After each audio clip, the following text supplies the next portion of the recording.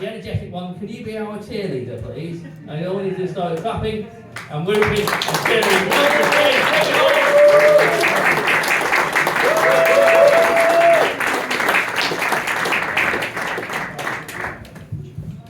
Hi, good evening. I'm just going to move this. Always very conscious of trip hazards at my age. You know. This is really nice. Thank you all for coming out. I'm really glad I made an effort tonight. Yeah, I did my hair, my face. I've got a nice dress on. Matching underwear. Yeah, always matching underwear for special occasions. Don't be afraid, Lewis. I'm fully aware that I've more chance of a medical emergency than pulling tonight. Yeah. I mean, I know you're looking at me and you're thinking, what's this old bird up to? Well, as we age, we start to get invisible. And I don't want to fade away. I want to go out screaming and shouting. So I set myself challenges. I've wrote a book. Thank you. I've been on the chase. No, I didn't win, but Bradley Walsh is lovely. I have played live at Glastonbury. I strummed my ukulele in the car park and I'm having that. But my biggest challenge is I've been married 36 years. Yeah, met and married within a year. He proposed to me at Bobby Ball's nightclub. Do you remember? Do you remember Rock on Tommy? Yeah. He's not been cancelled, has he? No, I'll carry on with the story. So he got down on one knee. Not Bobby Ball, my husband. He got down on one knee. And do you know what? Even after all these years, I can't be 100% sure that he weren't just tying his shoelace. I took it as a proposal and I had that wedding booked by Monday. Yeah. But when we got married, we married until death do us part. I just didn't think it'd take this long. And I knew that we'd stay together. I knew that we'd never separate, because neither of us wanted custody of kids. But we had a bit of a wobble last month. I mean, he really fell out with me. He said it was either him or the comedy. So I had to think about it. And you know what? I've had him so long, I'd miss him. So I took the punishment. He punished me physically, emotionally and financially. He made me take the grandkids to Butlins. Awful. But then I had to agree that I'd only do 2 gigs a week. Yeah, I've got 4 this week. It'll be alright. It'll be alright. I'll just give him a blowjob. But I married a mechanic and he is obsessed with cars, proper petrol head. And he's had loads of cars over the years, and his current one's an El Camino. And I told him, I said, I'm going to tell him about your car tonight. He says, I'll write it down so you don't get it wrong. El Camino, 1978, limited edition, Black Knight. 302 small block Chevy, 500 grey cars. 4 miles to the gallon, roller rockers, high lift arms, big valve heads, B&M, auto on the floor shift, 4-barrel car. Ask me what kind of car I've got. Thank you for asking. Do you know what? I wrote it down so I won't forget it before I get it wrong. It's red. I mean, being married to a mechanic's being like, it's like being with a Frenchman. He says lots and lots of words over and over again, and I've no idea what he's talking about. Terrible it is. But he's a hard-working man, he's a real grafter, he's a good provider, but he's got really rough hands. I mean, when we make love, it's like he's rubbing a car down. I know you're wondering, I mean, how do you have sex with the same person for 36 years? Well, I fantasise. Yeah, I just visualise different faces, you know, like pop stars or movie stars or Joe next door. You know, it gets me through it. I mean, we all do it. We all do it. Maybe we just don't say it out loud. But I don't do it anymore. I don't do it anymore because he's retired now and his hands are really soft. Now it feels like somebody else is making love to me. It's amazing. But he's changed, you know, he's changed over the years. When I met him, he had a narrow waist and a broad mind. That's changed. But the one thing that hasn't is, he's really handy around the house, but he never finishes anything. And he was going to the pub the other night, and I said to him, that tap's dripping, can you sort it? And he said, do I look like a plumber? And then I said, that light bulb's flashing, and he's getting brave then. And he says, do I look like an electrician?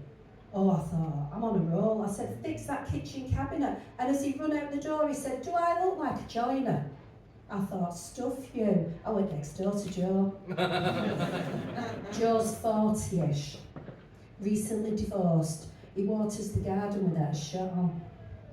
His wife left him because she said he was boring. I don't think I'd ever get bored. Anyway, so he comes around and he does all the jobs. And I was like really impressed, and I said, well, thanks, Joe. I said, can I pay you? And he said, no. He said, bake me a cake, I'll give you a wank.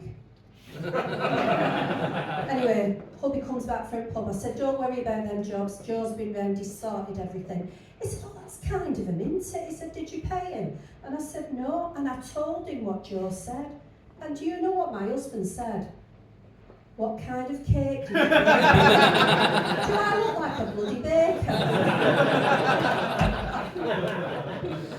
But I've changed. I mean, when I met him, he was all high heels and push-up bras. The night I met him, my boobs were pushed that high, they were level with his nose. His chat-up line was, can I nuzzle in your bosom? Can I nuzzle in your bosom? Yeah, I still took him home and shagged him. But, hang on a minute. Sorry, just the way I've got on my foot, then I'm really conscious about falling. So yeah, I used to spend a fortune on perfumes. Do you remember Lulu? Really, really strong perfume. Used to smell me as I entered a room. I mean, now I spend as much on air fresheners so you don't smell me when I'm leaving. Yeah. I mean, we've both changed over the years. You know, we used to stay up all night doing tequila shots. I mean, now it's flu shots. We used to rip each other's clothes off, and in a wild sexual frenzy, I didn't have time to get my socks off. I mean, now I've got time to knit a pair. It used to be all sex and drugs and rock and roll. And now, to be absolutely honest, it's cups of tea and sausage rolls. Yeah. I mean, we still make love. We still make love, just really slow, and we do a full risk assessment before we attempt it. But he does love me. I mean, he almost told me once. He does love me. And we have little names for each other. He calls me Delightful Deborah. Nice, Delightful Deborah. I call him my sex machine. No, sorry, I got that wrong. I call him a fucking tool. But there's always something as you're getting old, there's always something. And I had tonsillitis, and I went to the doctor's, and as she's looking down my throat, she said, I think you could do the colonoscopy. I thought, how far down can she see? So I'm at the hospital, and he's doing the consent form. He's telling me all the ways I can die, all the things that can go wrong. Then he said, you may experience sexual arousal. It's strange. Anyway, so I'm at the hospital. I'm on my left-hand side. The camera's up my bum. That's not a kinky thing. That's like a procedure. Yeah. Anyway, so camera's up my bum. I have to confess something. Let me tell you this, because I feel comfortable with you guys. I mean, I had a colonoscopy this morning. Yeah, and the prep is far worse than the actual procedure. And on the plus side, this is the first time ever I've done stand-up comedy and not been full of shit. So, back to the story. I'm on the left-hand side, he's got the camera on my bum, he's having a right good look. And then he leant over and he said, are you all right? And I said, yeah, I'm fine. And then I said, I'm not sexually aroused yet. He said, don't worry about it, dear, I am. I mean, my friend said to me, she said, when you do stand-up, do you ever worry that the room's going to be totally silent? Do you worry that nobody's going to laugh? And I said, no, not really, because that's like being at home, isn't it? So I do this because it makes me feel alive, it makes me feel relevant, and it makes me feel me. Yeah. My husband has an issue with that. I think he's jealous. And I said, go and find something that makes you feel that way. He said, I think I'll be a Morris dancer. I thought, crack on with that then, love. So he goes down to Village Hall, and all the Morris men are there, and they're sat behind a table. He said it was like an interview panel. You know, they're asking him questions like, do you drink real ale? I don't know, free bank holiday Monday? Do you own an anorak? And then they let him try the bells on. He put the bells up his leg and did some stamping around. They even let him try the handkerchief. He said he had amazing wrist action. No surprises. And then the main man said, just one final question. He said, are you circumcised? The husband said, actually, yes, I am. And the man shut the book. He said, your application's not been successful. The husband says, but why? He said, I answered the questions, I did the bells. You even said I had great wrist action. He said, you don't meet the criteria.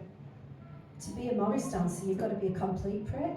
And on that note, thank you very much. My name's Annie.